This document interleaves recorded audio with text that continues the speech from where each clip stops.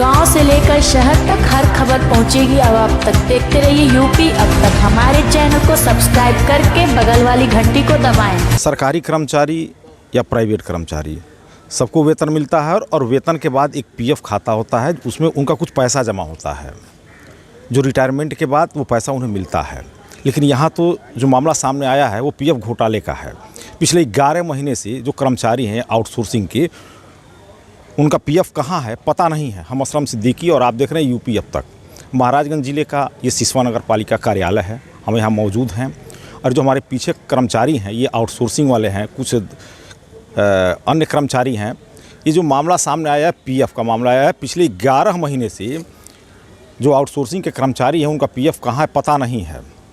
इसके लिए वो अधिकारियों से मिल रहे हैं, ईओ साहब से मिल रहे हैं कि हमारा पैसा है कहाँ। कटता कुछ और है, खाते में आता कुछ और है। किसी कर्मचारी को अब तक पता नहीं कि मेरा कितना पैसा कटा है, खाते में कितना जमा है। अगर वो रिकॉर्ड मांगते हैं तो रिकॉर्ड भी नहीं मिलता है। यानी जो ठेकेदार है आउटसोर्सिंग का, उसके ऊपर गंभीर आरोप है। अगर जांच हो तो हो सकता है कि पीएफ घोटाले का बड़ा राज खुल के सामने आए। आखिर वो लाखों रुपया होगा, उससे तो कम होगा नहीं। पिछले 11 महीने का लगभग 170 से 75 कर्मचारी हैं जो आउटसोर्सिंग के हैं। आखिर वो पैसा जा कहाँ रहा है, हम बात करेंगे इन कर्मचारियों जो कर्मचारी के जो यूनियन के पदाधिकारी हैं उनसे।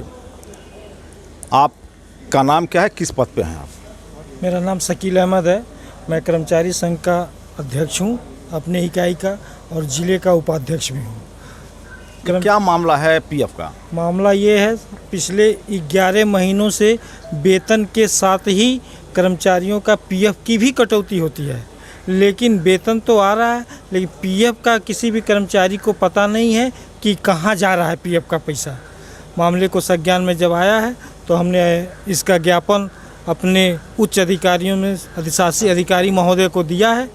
तो अधिशासी महोदय ने ज्ञापन उनके जगह पे विनोद बाबू ने लिया, और आज जब उनसे वार्ता की गई है तो उन्होंने आश्वासन दिया है कि मैं इस पर कोई कार्रवाई करता हूं। तो अब तक तो कार्रवाई नहीं हुई है। अब चूँकि इसको संज्ञान में लाने के बाद ईओ साहब ने आश्वासन दिया है कार्रवाई करने के लिए, देखिए क्या कार्रवाई करते हैं। क्या ऐसा नहीं हो सकता ये बड़े घोटाले के रूप में सामने आया? हम लोग तो इसको घोटाला डायरेक्ट तो कह नहीं सकते हैं। पैसा अगर गायब है, लेकिन पैसा है नहीं जी, पैसा है नहीं। घोटाला भी हो सकता है, बड़ा भी घोटाला हो सकता है, इसमें बड़े लोग भी लिप्त हो सकते हैं। लेकिन हम लोग ऑथेंटिक इस समय इस चीज़ को नहीं बता सकते हैं जब तक कि हम लोग ने जितनी भी मांगे की है कि उस चीज़ को हमारे सामने लाया जाए कि हमारा पैसा कहाँ जा रहा है। तो अगर वो सामने ला देते हैं कि आपका पैसा यहाँ है, इस तरीके से मिल जाएगा, तब तो हम कैसे घोटाला कर सकते हैं। लेकिन अगर ये सब चीज़ नहीं आता तो घोटाला है ये। 11 महीने से पैसा गायब है, आपके अकाउंट में नहीं है, तो उसे क्या मानते हैं आप? अभी 11 महीने से मेरा तो उसको हम तो अब तक नहीं है तो इसको हम तो घोटाला ही कहेंगे इसको ना। अब तक तो इस चीज़ पे कोई कार्रवाई भी नहीं हुई। वो तो जब हम लोगों के साथ ज्ञान में आया कि आखिर ये पैसा गया कहाँ, कर्मचारी बंधु ही जब देखे तो पैसा नहीं है, तो संघ के साथ ज्ञान में लाए, संघ के माध्यम से इनको ज्ञापन दिया, तब ये आज बता रहे हैं कि हम इस पर पैसा नहीं जमा हुआ है, इस पर हम कार्रवाई करेंगे। अब तक उन्होंने कोई कार्रवाई नहीं किया, बोल रहे हो। अधिशासी अधिकारी से आप लोग मिले हैं? जी।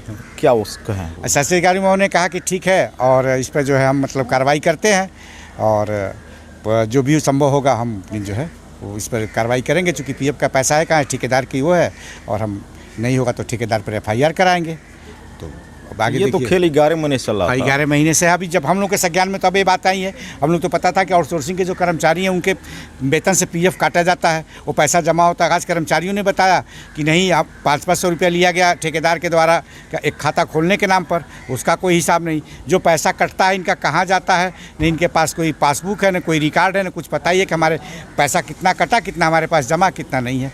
ईओ साहब से जब शासी अधिकारी महोदय से जब वार्ता की गई तो उन्होंने कहा ठीक है, इस मामले को मैं दिखवा रहा हूँ, अगर नहीं होगा तो विधिक कार्रवाई के तहत मैं एफआईआर भी कराऊंगा ठेकेदार के खिलाफ। इससे तो ऐसा लगता है अधिकारी भी कभी संज्ञान नहीं लिए कि कर्मचारियों का पीएफ जा कहाँ रहा है। इससे तो यही जाहिर होता है अब कहाँ क्या हुआ, तो जो है विभागीय अधिकारी ही बता सकते हैं कि इस पर उन्होंने अब तक क्यों नहीं संज्ञान में इस बात को लिया।